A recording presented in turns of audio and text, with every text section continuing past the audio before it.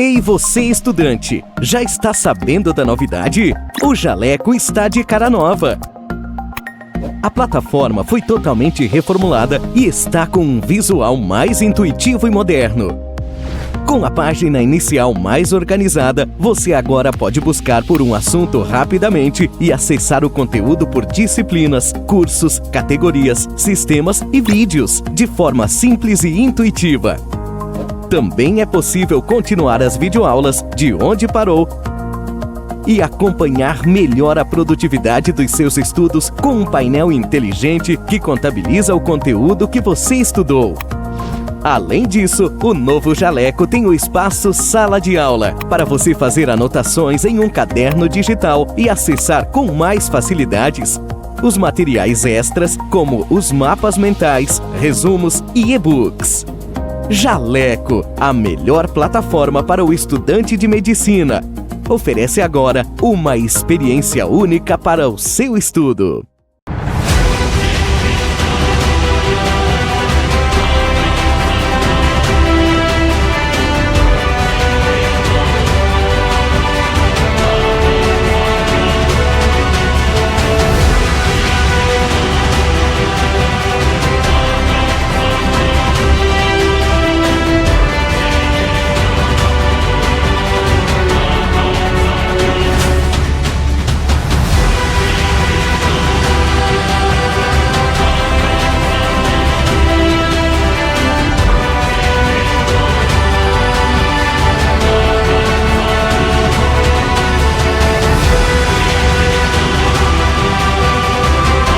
Vou te provar agora porque o Sanaflix veio para mudar o jeito como você estuda medicina e mudar para melhor. Primeiro, você pode confiar na gente. Nós somos o maior projeto de educação médica do Brasil. E não é só porque temos estudantes em todos os estados brasileiros e em 10 países no mundo. Nem porque tem estudantes de medicina em mais de 300 faculdades do Brasil usando o Sanaflix. É porque temos uma equipe de mais de 150 pessoas trabalhando para melhorar a qualidade do seu estudo e a maneira como ele chega até você. Nós nascemos da vontade de revolucionar a maneira como você tem acesso à educação médica. A gente acredita que o valor que você dá para a oportunidade de estudar com a gente é o investimento no profissional médico que você vai conseguir ser. Por isso, é importante que você possa acessar a gente de onde estiver. Por exemplo, se você precisa usar o Sanaflix além do desktop, desenvolvemos o nosso aplicativo. Assim você pode otimizar seu tempo aproveitando o nosso material de qualquer lugar e com o mesmo conteúdo. Afinal, quem estuda com a gente sabe bem o que a gente tem de bom. São mais de 700 resumos para você fixar o que aprendeu, 300 fluxogramas para te ajudar a conectar os assuntos, 700 mapas mentais para estudar de forma ativa e, claro, mais de 1.600 videoaulas para assistir quantas vezes quiser. 4,5 de 5 é a nota geral das aulas por nossos estudantes. Elas são dinâmicas e objetivas e estão sempre melhores. Temos uma preocupação especial em aperfeiçoar a metodologia e a didática da nossa equipe de professores padrão USP. Eu acredito no Sanaflix e eu invisto meu tempo na preparação das aulas porque eu lembro de mim. Quando eu estava no 4º ano, eu tinha a disciplina da reumatologia que era muito difícil, eu quase bombei. Eu fico pensando, se eu tivesse a Aline para me explicar artrite reumatoide, com certeza aquela prova teria sido bem mais fácil. Quando eu comecei a entrar na área do ensino, eu ficava maravilhado, velho, eu consigo impactar positivamente na vida de diversas pessoas de uma vez só. O número de pessoas que eu estou impactando, velho, que eu estou ensinando e capacitando eles para que eles vão e na extremidade lá possam ajudar as pessoas e melhorar, sabe? E fazer um atendimento adequado, fazer um atendimento bem feito. Isso é sensacional, velho. Isso é muito reconfortante. Estudar medicina não pode ser caro, tem que ser fácil. Aproveite nossos planos e assine agora. A partir de R$19,50 por mês você pode ter acesso a todo o conteúdo sem restrições. E se você ficou ainda na dúvida e quer fazer um teste, fique à vontade. Experimente o Sanaflix por 7 dias agora.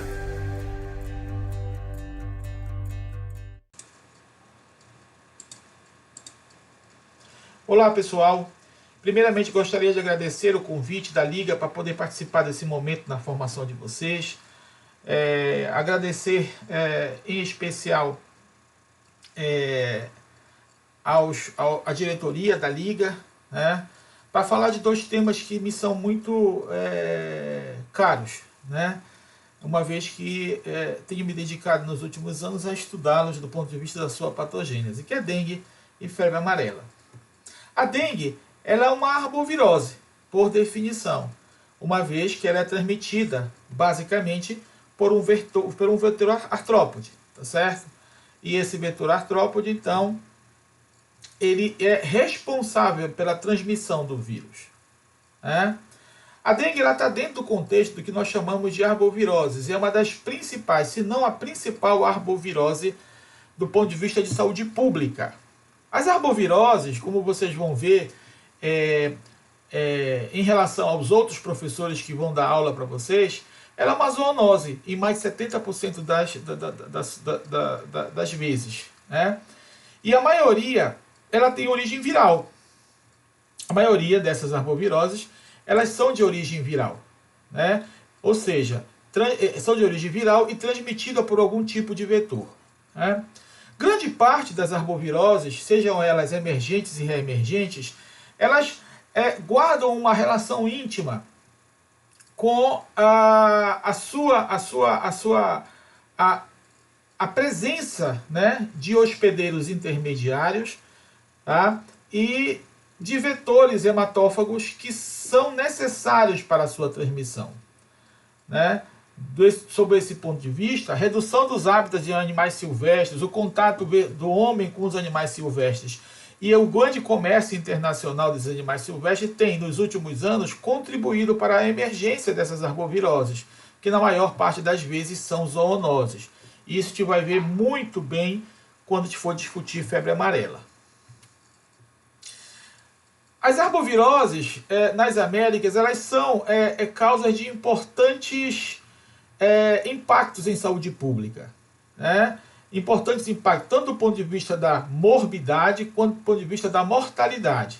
Aqui, alguns grupos de arbovírus de importância médica, alguns deles vocês vão discutir com outros professores, e que estão relacionados com algum tipo de síndrome clínica. Então, nós podemos citar o vírus chikungunya e o maiaro, tá? O vírus da dengue 1, 2, 3 e 4, e mais recentemente também nós temos descrito o vírus da dengue 5, né? Febre amarela, Zika, o Nilo ocidental, a encefalite japonesa, o Oropouche, principalmente, né, pertencentes a várias famílias, né, virais como Toga viridae, Flaviviridae e Bunia viridae, e transmitido por uma série de vetores hematófagos, tá, que tem no homem, né, que picam o homem acidentalmente, quando esse adentra, né, o nicho desses vetores, ou tem no homem mesmo o seu hospedeiro de predileção, né, para o repasto sanguíneo, né? Essas arboviroses, elas são responsáveis por infecções que, do ponto de vista clínico, elas variam desde infecções inaparentes, né, como síndromes infecciosas inaparentes, podem ocorrer como uma doença febril, como uma febre coexantema, uma febre hemorrágica ou nas suas formas neurológicas, causando encefalite e síndromes neurológicas. A dengue ela é um problema complexo global de saúde pública e de grande importância nos países em desenvolvimento, uma vez que cerca de 2,5 bilhões de pessoas vivem em áreas de risco para contrair a doença. E um dos grandes desafios para o controle da doença é a dificuldade para seu controle e erradicação, uma vez que a dengue ela é transmitida pela picada de um vetor hematófago, que é o Aedes aegypti, cuja erradicação, né, e o combate ele é um desafio do ponto de vista de saúde pública, principalmente nos grandes centros urbanos. Ela vem associada, como qualquer outra arbovirose, com seus impactos ambientais e a sua relação com o meio ambiente, provocada pela maciço crescimento e urbanização, o crescimento populacional associado à baixa condição social, tá? E o aumento das viagens nacionais e internacionais, o grande deslocamento em virtude da globalização, pessoas que podem vir de áreas com alta prevalência de dengue para áreas onde essa doença não ocorre, tá? Além da emergência de genótipos mais virulentos e a falta, até o momento, de uma vacina eficaz. Na sua patogênese, vários fatores podem influenciar na evolução clínica da doença para formas mais graves, principalmente caracterizadas pela dengue hemorrágica com síndrome do choque do dengue, e cuja evolução ela vai depender da relação entre o hospedeiro e o patógeno. Bom, aliado a isso, ainda falta, ainda há muitas lacunas no real entendimento da patofisiologia e da patogenia da doença, de forma que vários estudos ainda precisam ser desenvolvidos, seja estudando material humano quanto em modelos experimentais, para se ter uma ideia exata, da relação do vírus com o hospedeiro e as suas consequências para a evolução clínica da doença. Como eu falei para vocês, a dengue ela é provocada ela é causada pela infecção por um vírus, que é o vírus da dengue, cujos principais sorotipos estão divididos no sorotipo 1, 2, 3 e 4. O vírus é um vírus de RNA, tá? Que possui um genoma onde nós vamos identificar proteínas estruturais e proteínas não estruturais, tá certo? Ele possui um genoma de RNA, envolto por um capsídeo icosaédrico, tá? E por uma bicamada lipídica, com proteínas de envelope que são específicas do vírus. Do ponto de vista epidemiológico, a doença ela tem uma ampla dispersão, uma ampla distribuição mundial. Aqui nós temos, por exemplo, a distribuição geográfica dos casos de dengue reportados no mundo no período de setembro a novembro de 2019. Vejam que a distribuição na América do Sul, e na Ásia ela é bem intensa, além da América Central. Entretanto, já se observa a ocorrência de dengue, por exemplo, em países como a Austrália, e Estados Unidos, o que mostra a grande dispersão dessa arbovirose. No Brasil, ela é uma importante doença viral transmitida por artrópodes e que afeta principalmente humanos. Vejam a relação entre os casos em 2018 e 2019, como houve um aumento de cerca de 600% dos números de casos de dengue nas diversas regiões. Na região norte, por exemplo, em 2018, nós tivemos cerca de 1.635 casos. Em 2019, com 14.569 casos. No Nordeste, em 2018, por exemplo, nós tivemos 7.656 casos, enquanto que em 2019 nós tivemos cerca de 59 mil casos. No Sudeste, principalmente devido aos casos de Minas Gerais, nós tivemos cerca de 23.290 casos para 400.700 casos. E assim ocorreu em todas as regiões do país, o que mostra a grande importância dessa doença do ponto de vista de saúde pública. A dengue, como eu falei para vocês, ela é transmitida por um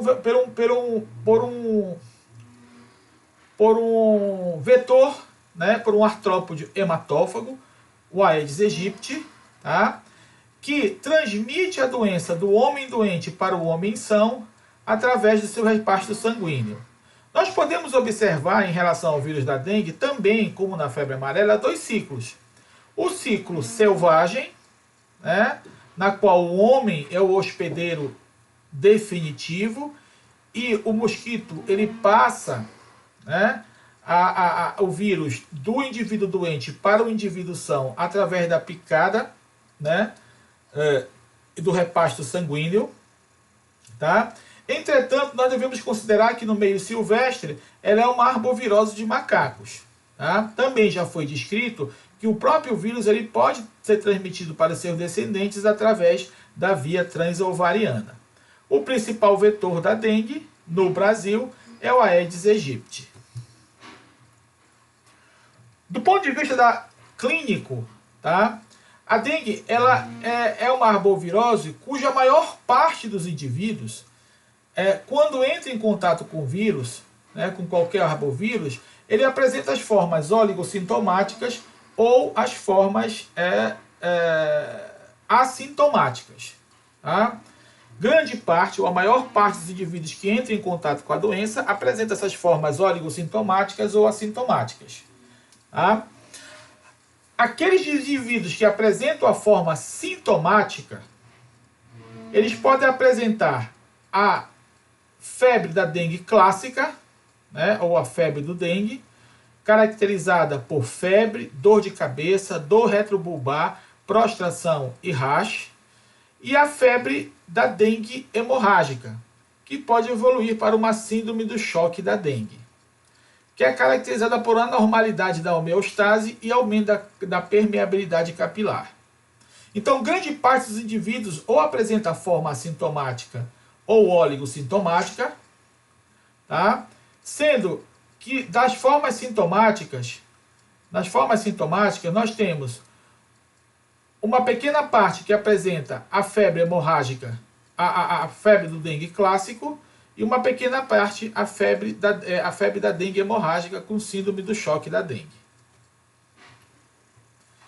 Então, dentre os aspectos clínicos, nós podemos citar, na febre do dengue, os principais sintomatologias são febre, dor de cabeça, dor nos músculos e nas articulações, náuseas e vômitos, exantemas e manifestações hemorrágicas. Tá? Na febre hemorrágica do dengue, nós podemos ter hemorragias na pele, petequias, púrpuras e equimoses, sangramento gengival, sangramento nasal, sangramento gastrointestinal com hematêmese, melena e hematúria, e metrorragia em mulheres. No caso da febre hemorrágica do dengue, nós podemos ter evolução para a síndrome do choque da dengue, com choque hipovolêmico.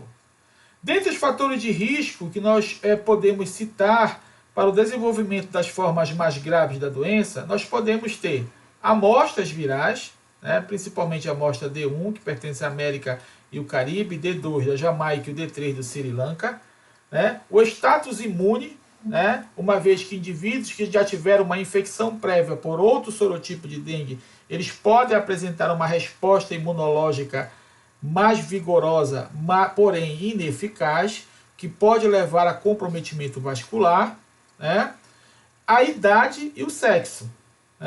Então, na Ásia, por exemplo, indivíduos com menos de 15 anos apresentavam mais probabilidade para apresentar as formas mais graves da doença. Cuba e Venezuela estariam relacionados com a genética do hospedeiro. Então, isso aí varia de região para região. A dengue hemorrágica ela é caracterizada por sinais e sintomas de febre da dengue associado a, principalmente, hemoconcentração, com hematócrito acima de 20% do basal, ou queda de mais de 20% após a hidratação, e plaquetopenia. Normalmente, o paciente apresenta menos de 100 mil plaquetas por milímetro cúbico. Todo paciente com sinais de alerta ou prova do laço positiva deve realizar as medidas de hematócritos de plaquetas. Então, a prova do laço positiva deve chamar atenção para o clínico dos sinais de alerta para uma provável evolução para a síndrome da dengue hemorrágica. E é sempre bom lembrar que hemorragia associada à dengue, seja hemorragia gengival, e que não guarde essas características, elas não necessariamente significam dengue hemorrágica. Como eu falei para vocês, do ponto de vista da patogenia, o comprometimento vascular, na patogenia da doença, ele é um dos principais fatores envolvidos na gênese das formas mais graves da doença. Então, o mosquito, uma vez inoculando o vírus ao nível da pele, esse é fagocitado e processado e apresentado aos linfócitos T. Então, as células dendríticas da pele fagocitam esse vírus e levam até os linfonodos, onde essas partículas virais elas são processadas e apresentadas aos linfócitos T naive, que uma vez ativados, desencadeiam uma resposta imune adaptativa. Dependendo da intensidade e do padrão dessa resposta imune adaptativa, pode haver o comprometimento do leito vascular, seja pela liberação de citocinas pró-inflamatórias, causando uma síndrome inflamatória sistêmica, muito, vamos dizer assim, na mesma linha de raciocínio daquilo que se observa para outras viroses de uma maneira geral, como por exemplo o próprio coronavírus. Essa síndrome inflamatória sistêmica, caracterizada pela liberação de citocinas como TNF-alfa, IL-6, né, IL-10, IL-1-beta, né, acabam por levar ao comprometimento do leito vascular. Além disso, vale citar que o vírus ele tem predileção pelas células endoteliais, né, e acabam levando à lesão das células endoteliais. Isso faz com que ocorra aumento da permeabilidade vascular com perda de plasma, que leva à hemoconcentração. Além disso, na própria medula óssea, né, em virtude do comprometimento provocado por esse quadro pró-inflamatório e mesmo viral, ocorre uma queda, né, da ação ou da proliferação medular óssea, com trombocitopenia e disfunção plaquetária. Associado a isso, nós vamos observar também, como nós vamos ver adiante, um grande comprometimento do leito hepático, o que leva também a uma disfunção dos fatores de coagulação. Todos esses fatores em conjunto, eles iriam contribuir para os fenômenos hemorrágicos que nós podemos observar nas formas mais graves ou nas formas de dengue hemorrágica. Como eu falei para vocês, o endotélio vascular ele é um dos principais ambientes ou tecidos que são comprometidos nas formas mais graves da doença. Vale lembrar que o endotélio é a primeira barreira física entre o sangue e os tecidos do corpo. E é esse endotélio que entra em disfunção, levando ao comprometimento hemorrágico. Fato este que é observado também na febre amarela e que é observado nas formas hemorrágicas do dengue. Vocês vão ver que é muito parecido a patogênese das duas doenças. O endotélio normal, ele tem função multifatorial, vale relembrar isso. Ele tem uma função, ele é multifuncional, tem função anticoagulante, anti-inflamatória, antitrombótica, está envolvido na homeostase, controla a permeabilidade e tem uma vasorregulação seletiva. Uma vez ativado, ocorre quebra da barreira, é crucial na inflamação, ele está envolvido no processo de agregação plaquetária com formação de trombo, ocorre alteração da sua permeabilidade, recrutamento e adesão dos leucócitos. As células endoteliais possuem diversidade funcional dependente de sua localização e da necessidade fisiológica. Vejam, pessoal, que a importância do endotélio ela já é estudada, em algumas doenças infecciosas, ela já é estudada há bastante tempo. E ela está envolvida classicamente na patogênese das febres hemorrágicas. E aí eu não falo apenas só da dengue hemorrágica, mas também eu falo da febre amarela, que nós vamos ver, e vocês vão perceber que é muito parecido a patogênese das duas doenças, tá certo? Mas também na febre, na infecção pelo hantavírus, no ebola, nas febres hemorrágicas de uma maneira geral. E vocês puderam perceber com os estudos recentes de coronavírus, que esse endotélio ele tem uma importância fundamental, para a evolução de outras doenças. A dengue, então, ela induz uma extensa alteração ou dano vascular que leva a fenômenos hemorrágicos. Muito provavelmente isso é verdade. E vejam que após a infecção, ou na vigência da infecção, esse endotélio vascular ele sofre alterações no seu fenótipo ou na sua funcionalidade que são caracterizadas não só pela ação direta do vírus, que leva ao aumento da expressão de fatores como o NF-κB, o aumento da expressão de receptores como ICAM e VCAM, e liberação por parte das células endoteliais de citocinas pró-inflamatórias como a IL-6 e IL-8 e radicais reativos de radicais livres, tá certo? Levando a alterações estruturais com inibição da expressão das moléculas de adesão entre as células do endotélio, o que aumenta a permeabilidade desse endotélio, promovendo aí o extravasamento então do plasma. Então você tem aqui uma diminuição da expressão da E-caderina e do PCAM, tá? Com diminuição dessa adesão das células endoteliais e, consequentemente, um aumento da permeabilidade vascular. Indiretamente também, esse endotélio ele sofre a ação das células da resposta imunológica na vigência da infecção. Então, várias das células ativadas na vigência da infecção, após a ativação, vamos dizer aí, da resposta imune adaptativa, eles acabam promovendo, né, alteração também nesse fenótipo endotelial, com liberação de quimiocinas pró-inflamatórias, citocinas pró-inflamatórias, aumento da expressão de moléculas de adesão e diminuição da expressão de moléculas aumento da expressão de moléculas de adesão de leucócitos e diminuição da expressão das moléculas de adesão entre as células endoteliais. O que faz com que, no final das contas, a ação de citocinas como TNF e L1 leve a uma alteração da função endotelial, o que poderia contribuir, associado à lesão medular, à lesão hepática, envolvidas na produção de plaquetas e na produção de fatores procoagulantes, aos quadros hemorrágicos observados na forma grave da doença.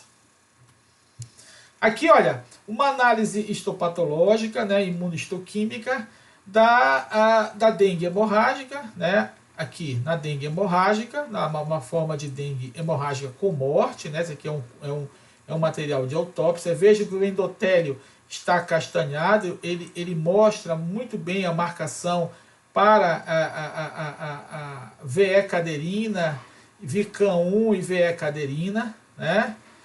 Comparado aqui ao controle normal, né? Esse aqui é o controle normal. Então veja que ocorre, né, uma alteração da expressão dessa VE caderina, né? E consequentemente mostrando que esse endotélio ele é ativado, ele é alterado na vigência da dengue grave, da dengue hemorrágica, né? Vejam aqui, olha, o controle mostrando os ligantes de leucócitos, o VCAM1, tá? VCAM1, VE caderina e VE caderina, né? Então, os controles e os normais. E vejam que a expressão associada à dengue, na dengue, o VCAM1, por exemplo, é muito mais expresso e a VE caderina muito mais expressa quando comparadas, né, tanto na veia porta quanto na artéria quanto nos capilares, comparados aos controles normais. Do ponto de vista ultraestrutural, o que nós podemos observar nessas células endoteliais é que grande parte delas sofre apoptose, né? Isso aqui são corpos apoptóticos, tá certo? Ou células endoteliais e células hepáticas que evoluem para a apoptose, que é um dos principais mecanismos de morte celular observado na vigência de uma infecção pelo vírus dengue, né? Aqui, olha, a imunomarcação em castanho para o vírus da dengue, né, pela imunohistoquímica, mostrando essa imunomarcação no fígado bem característica, né, e diagnóstica para o vírus. Tá? Como eu falei para vocês, e mostrei para vocês lá atrás, um dos fatores que pode determinar as formas graves da doença, além do genótipo viral, né, da característica do genótipo viral, mas também a própria resposta imune do hospedeiro. Em geral, há evidências que na dengue heteróloga, na segunda, né, quando você é reinfectado pelo vírus da dengue, a ativação preferencial de linfócitos T de memória. Só que esses linfócitos T de memória, eles têm baixa avidez para o vírus infectante, resultando em uma resposta de células T funcional alterada num ambiente de predisposição genética do hospedeiro e altos níveis de viremia. Então, o que você tem é uma resposta heteróloga, ou seja, se você adquire a infecção por um sorotipo de dengue e ao adquirir a mesma infecção por outro sorotipo de dengue, ocorre a ativação das células T de memória. Entretanto, essa resposta imunológica contra o novo sorotipo que você se infectou, ela não é completamente eficaz. Entretanto, ela é necessária ou ela é suficiente para desencadear uma resposta imunológica heteróloga vigorosa, que vai levar ao comprometimento tecidual, com uma síndrome pró-inflamatória, uma síndrome inflamatória sistêmica, tá? Que vai contribuir, juntamente com a infecção viral, tá? Para o surgimento da febre hemorrágica do dengue ou síndrome da dengue, do choque da dengue. Tá? Aqui, olha, na anatomopatologia, você vê que no fígado, no caso da dengue hemorrágica, os comprometimentos, vamos dizer assim, hemorrágicos, eles são os principais fatores envolvidos, né? Então você tem hemorragia intensa e extensa, né, do fígado, né, que caracteriza a doença, né? Vejam que a lesão mediozonal no fígado, ela é característica e diagnóstica da doença, tá? Como na febre amarela. Entretanto, a lesão mediozonal no fígado da dengue, ela é menos intensa que na febre amarela, apesar de que na rotina eu já peguei lesão mediozonal até muito mais intensa quando comparado a alguns casos de febre amarela. Isso depende muito da relação patógeno-hospedeiro, ou seja, vírus hospedeiro, e da forma como o hospedeiro responde ao vírus. Tá? Nesse fígado, o principal mecanismo de morte celular e que leva à insuficiência hepática e à queda da produção dos fatores de crescimento ou dos fatores procoagulantes é a apoptose. Então vejam que a apoptose de hepatócitos, ela é muito intensa. Ela é muito intensa. Tá? A apoptose é o principal mecanismo de morte celular, associado a fenômenos hemorrágicos. Tá? E a necrose, ela é o segundo principal mecanismo de morte celular observado nesses fígados. A apoptose responde pela maior parte. Tá? Além de outras lesões que nós podemos observar nesse fígado, que é característico da dengue, uma vez que o vírus da dengue ele tem predisposição ou tropismo pelo tecido hepático, como a esteatose macro e microgoticular, e a tumefação celular também, né, que é o acúmulo de água dentro da célula. Tá? A lesão mediozonal no fígado, ela é característica do processo, a lesão mediozonal, ou seja, ela é diagnóstica e característica, assim como na febre amarela, que é a lesão da área dor de Rapaport, que é a área equidistante entre os espaços porta e a veia centrolobular. Né? O espaço porta, em geral, ele apresenta um infiltrado inflamatório leve, né? Ou moderado e desproporcional ao grau de comprometimento do hepatócito, ou seja, você tem um comprometimento hepático muito grande. Entretanto, quando você olha esse espaço porta, você não tem uma hepatite, morfologicamente falando, você não tem uma hepatite franca, né? O que mostra que o vírus da dengue ele tem tropismo pelo fígado. Entretanto, a resposta desse fígado ao vírus, ela é uma resposta um pouco diferente. Né? No caso da inflamação, ela é constituída sobretudo por linfomononucleares, né? Ou seja, por linfócitos, plasmócitos, né? Característico aí de uma infecção viral, né? Então uma inflamação linfomononuclear característica de uma infecção viral, né? E que é bem característico desse tipo de comprometimento por esse arbovírus, né? Você vai ver que na febre amarela também isso é muito parecido, né? E vejam que na microscopia eletrônica Nós podemos observar no fígado os corpúsculos de Kambsman, que são os corpos apoptóticos, ou seja, a apoptose hepatocitária é muito frequente, e as diversas partículas virais que emergem desses hepatócitos que estão sofrendo morte celular programada, né, na microscopia eletrônica. Então, as partículas virais elas são observadas. Fato este que nós não observamos muito no fígado amarílico. Tá? Então, resumindo, nós vamos ter principalmente um vírus que tem predileção pelo fígado, tá? Um vírus que causa lesão, sobretudo na região mediozonal do fígado.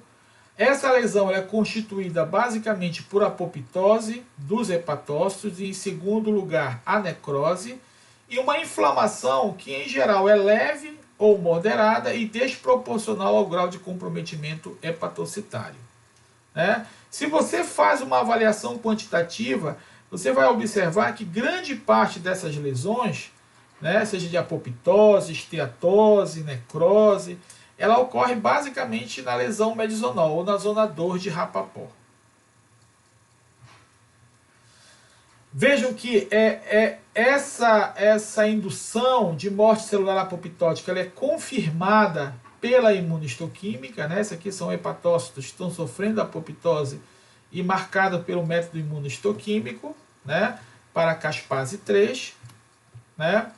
E a resposta imunológica que nós observamos frente ao vírus, pelo menos no fígado, ela é constituída tanto por componente da imunidade inata, que é representado pelo componente pelos receptores do tipo TOL, TOL2 e TOL-like 3, e citocinas como a IL-6 e células NK, que são células assassinas naturais, que são componente da imunidade inata. E vejam que grande parte dessas citocinas, ou dessas células, estão presentes ou estão mais concentradas na região 2, justamente a região que é mais comprometida na evolução da doença.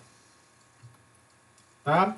Em relação à imunidade adaptativa, os linfócitos que filtram ou que infiltram esse parênquima hepático, eles são constituídos, sobretudo, por células TCD4, e, em segundo lugar, por células TCD8. Então, a resposta citotóxica ela é a principal tipo de resposta observada no fígado na dengue, muito parecido com aquilo que se observa para as hepatites, vamos dizer assim, as hepatites virais, né, clássicas. Tá? E as citocinas, elas são basicamente de perfil TH1, constituído principalmente por TNF-alfa, interferon-gama, TGF-beta, né? Que são citocinas de perfil TH1. O TGF-beta ele não é TH1, mas ele é uma citocina que não é TH2, tá? Mas que está envolvido principalmente na indução da morte celular por apoptose. E, em segundo lugar, citocinas como, em menos expresso, citocinas de perfil TH2, como IL-4, IL-2R e IL-10. Ok? E se você avalia isso nas zonas, principalmente na zona 2 ou na região mediozonal, né, a expressão dessas citocinas. Né? Então, de uma forma geral, na patogênese da febre hemorrágica do dengue, nas formas mais graves da dengue, o que você vai ter é o seguinte.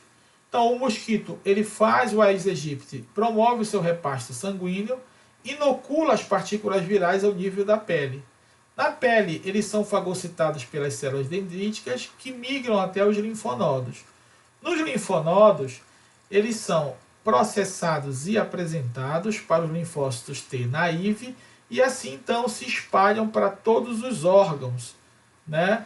Mas principalmente para o fígado. Né?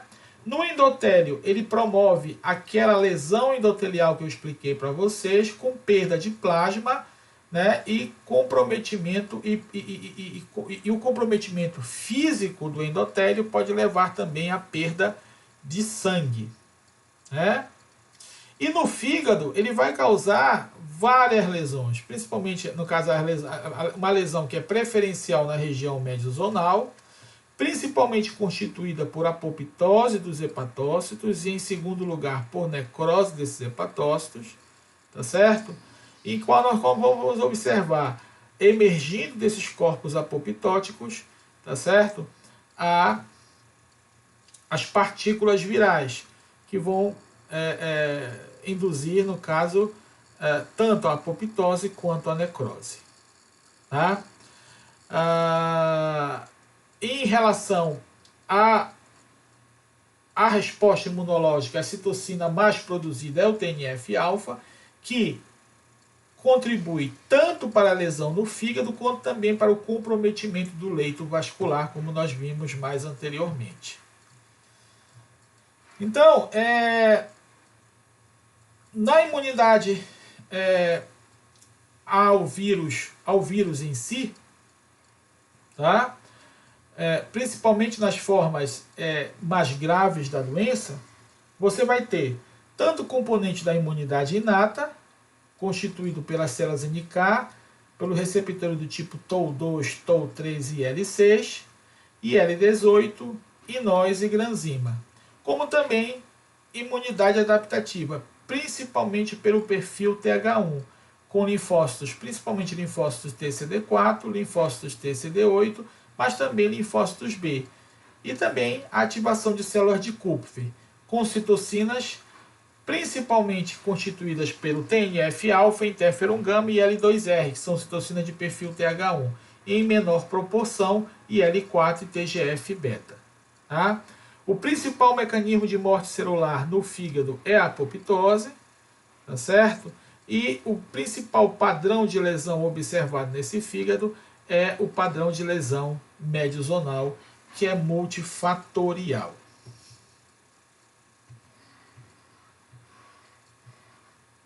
Vale lembrar também que esse fígado, que esse vírus também ele promove uma tempestade de citocinas nas formas graves. Essas citocinas pró-inflamatórias de perfil TH1 liberados dentro do ambiente vascular, elas podem levar à alteração do endotélio, que também são provocadas pela ação direta do vírus, tá? Levando à perda ou à diminuição ou aumento da sua permeabilidade, né, com extravasamento de plasma e hemoconcentração, tá certo? Esse comprometimento inflamatório ele é importante também para outras doenças, tá certo? Mas na dengue hemorrágica e na febre amarela ele já é descrito, a importância dele já é descrita desde antes do anos desde a década de 90, né? E voltou agora à moda, né? Na medida em que você tem também esse mesmo componente inflamatório importante associado à patogênese do novo coronavírus. Tá? Bom, o diagnóstico diferencial ele vai depender, sobretudo, do tipo de dengue observada. Né? Como eu falei para vocês, a maior parte dos casos de dengue, de infecção pelo vírus da dengue, elas são formas assintomáticas ou formas oligossintomáticas, ou seja, com poucos sintomas. Né? Entretanto, na vigência de uma dengue clássica ou de uma síndrome hemorrágica do dengue, nós temos algumas doenças que são diagnósticos diferenciais. No caso da dengue com síndrome febril ou febre do dengue, né, os principais diagnósticos diferenciais são a doença de Chagas, hepatite viral, malária, leptospirose e meningite, tá? Uma vez que você vai ter aqui dor de cabeça, dor no corpo, né? Então aqui uma boa história clínica ele afasta, tá certo? Ou confirma outros diagnósticos, tá? Você pode ter quando na vigência de um quadro de síndrome febril com exantema, né, na dengue clássica, né, você tem que fazer o diagnóstico diferencial, sobretudo com sarampo, as doenças exantemáticas, né, principalmente em crianças, sarampo, chikungunya, exantema súbito, rubéola, enteroviroses e a própria infecção pelo vírus Zika. Tá? E no caso da síndrome hemorrágica do dengue, os principais diagnósticos diferenciais são a meningococcemia, septicemia, febre amarela, malária grave e leptospirose. Como você então fecha o diagnóstico? Além da história clínica, né, dependendo do tipo, né, de síndrome clínica que esse paciente vai desenvolver, nós podemos pedir, né, nós podemos solicitar exames laboratoriais que são inespecíficos, mas que ajudam a fechar a conclusão diagnóstica. Um hemograma, né, na qual nós vamos observar, sobretudo, plaquetopenia, hematócrito e leucopenia, o hematócrito alterado, aumentado e leucopenia. Tá? A dosagem sérica de AST e ALT, uma vez que vocês viram na patogênese que o fígado ele é um órgão de predileção, né? O vírus ele tem tropismo pelo tecido hepático. Tá? Dosagem sérica de bilirrubinas direta e indireta, uma vez que o vírus ele provoca uma hepatite, isso ficou bem demonstrado. Tá? Dosagem de ureia e creatinina, uma vez que o vírus ele tem um comprometimento, ele apresenta um comprometimento vascular muito importante, que pode levar à insuficiência renal aguda por necrose tubular aguda. Então, é um dos achados bem característicos dos casos graves de dengue, a necrose tubular aguda, com insuficiência renal aguda. Né? Dosagem sérica de lactato desidrogenases e outros marcadores de atividade inflamatória, como proteína C reativa e ferritina. Por quê? Porque você está diante de uma síndrome inflamatória sistêmica, principalmente nos casos graves da doença. E essa síndrome inflamatória sistêmica, ela pode levar a comprometimento do leito vascular, que, associado ao comprometimento da medula óssea e associado ao comprometimento do fígado, pode predispor aos fenômenos hemorrágicos. Dosagem de albumina sérica, uma vez que você tem perda de plasma e você tem, então, alteração da albumina sérica. Velocidade de hemossedimentação, VHS, tá?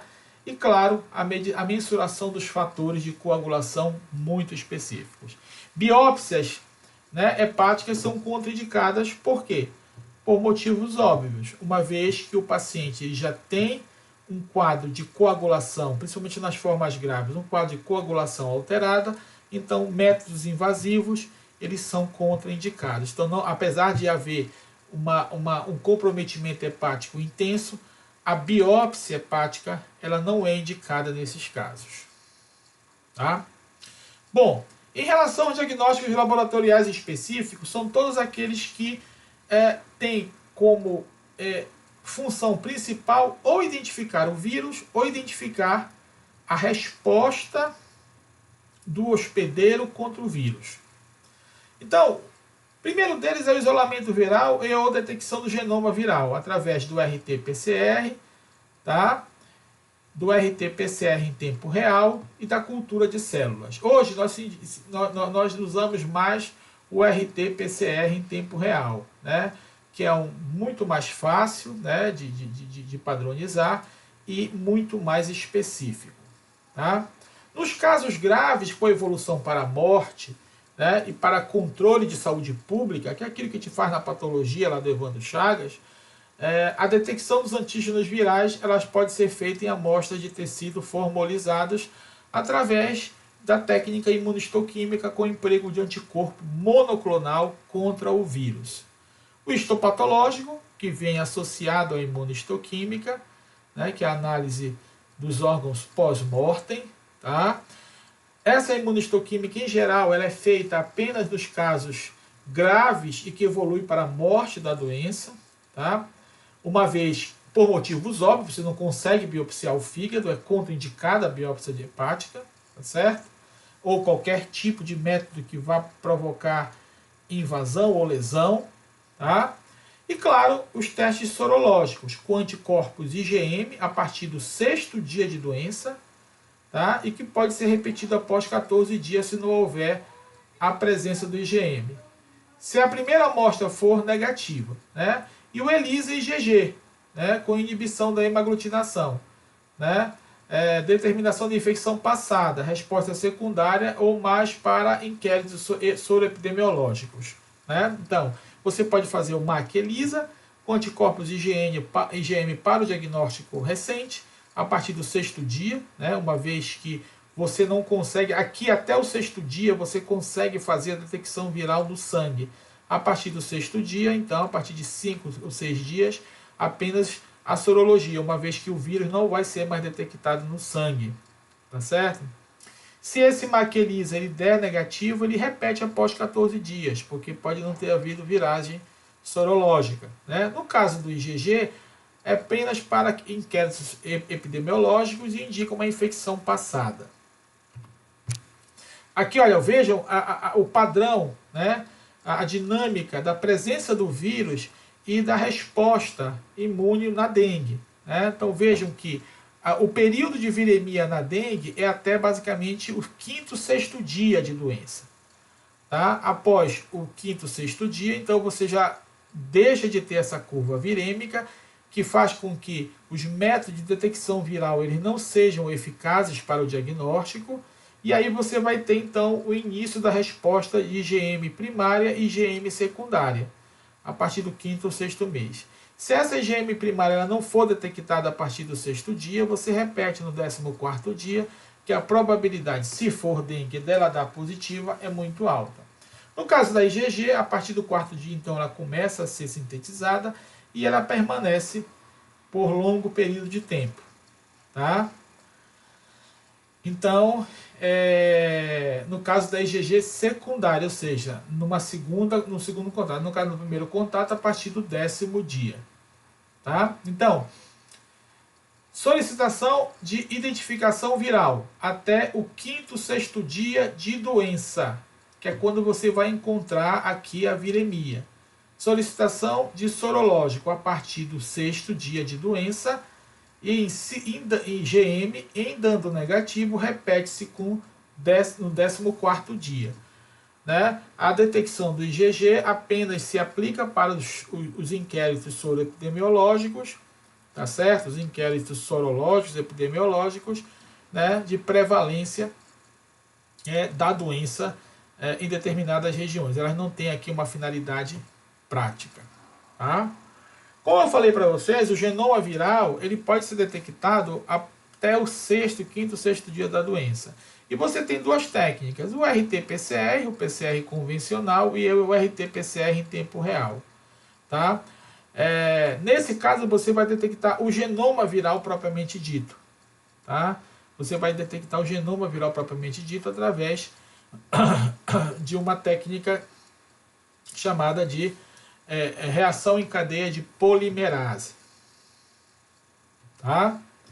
E vejam aqui, em comparação do PCR convencional ao PCR em tempo real, a vantagem do PCR em tempo real. A padronização é mais fácil, a sensibilidade e a especificidade, quando comparado ao PCR convencional, ela é alta, a resolução ela é alta, tá? A quantificação, aqui no caso, ela é limitada, e aqui ela é precisa, então você consegue quantificar inclusive a carga viral, que é importante para alguns casos, tá certo? A discriminação dos amplicos, ou seja, dos alvos, ela é por tamanho, aqui é por fluorófogo distinto, tá certo? A automação, no caso da PCR convencional, é não automatizado, no PCR em tempo real ele é automatizado. Os resultados aqui são basicamente qualitativos, né? Ou seja, positivo ou negativo. Aqui ele é positivo e negativo e aqui te identifica quanto de vírus tem na amostra. Tá? A contaminação laboratorial no PCR convencional é alta. Aqui no PCR em tempo real ela é baixa porque o sistema ele é fechado. Você coloca então a amostra em uma máquina, ele é fechado, então ele é protegido contra a contaminação. Então, os casos de falso positivos e falsos negativos eles são menores no caso da PCR em tempo real. O tempo de execução no PCR convencional é 3 a 6 horas, o PCR em tempo real é 1 ou 2 horas.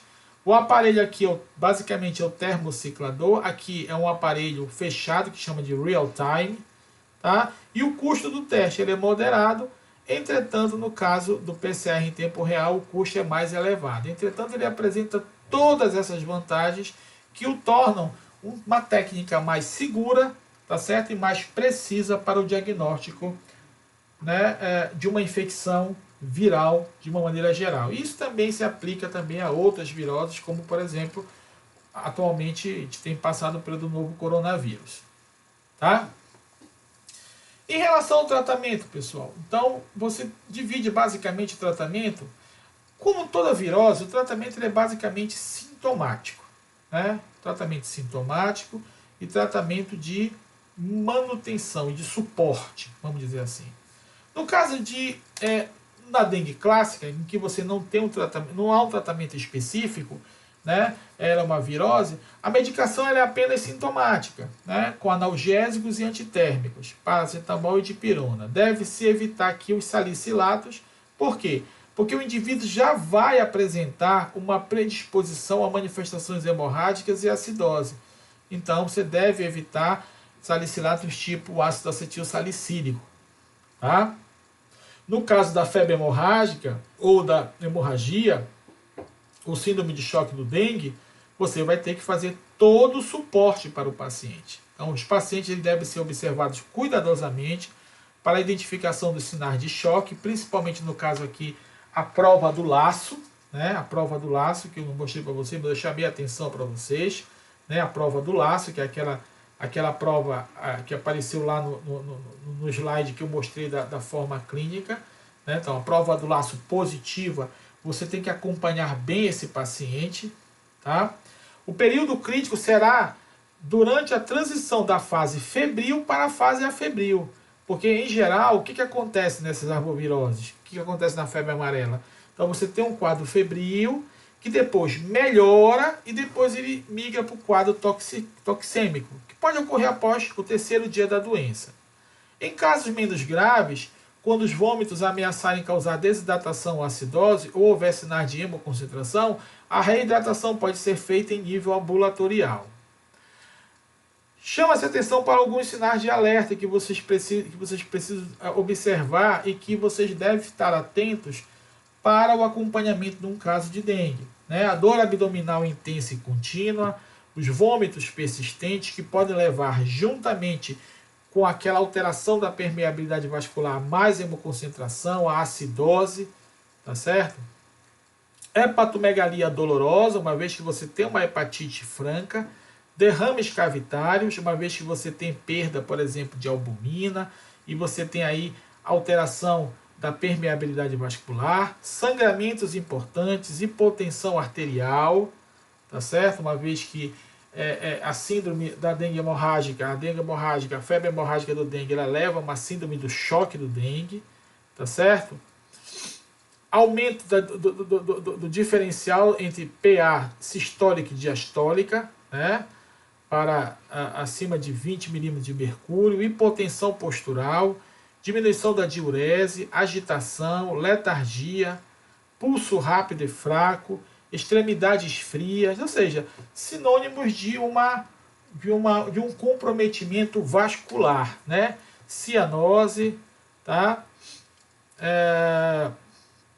Taquicardia, lipotímia, tá certo? E os primeiros sinais de choque. O paciente deve ser internado para a correção rápida do volume de líquidos perdidos e da acidose. Então, o tratamento é sintomático no caso do dengue clássico e a observação, evitando salicilatos. E no quadro da febre hemorrágica, o tratamento de suporte, chamando a atenção para os quadros que podem indicar o agravamento dessa clínica. Tá certo? Entretanto, o que nós podemos deixar como mensagem final é que a principal forma de você combater a dengue é combatendo o seu principal vetor, né? E combatendo o seu principal vetor, você também vai estar combatendo outras arboviroses de interesse em saúde pública, né? Como chikungunya e zika, que é o combate ao Aedes aegypti. E todo esse combate ao Aedes aegypti, ele perpassa necessariamente por uma educação ambiental, né? Uma vez que ela é uma arbovirose, né? e como a arbovirose ela é transmitida por um vetor artrópode, esse vetor artrópode ele tem um hábitat, ele tem um ciclo, e é quebrando esse ciclo que você vai então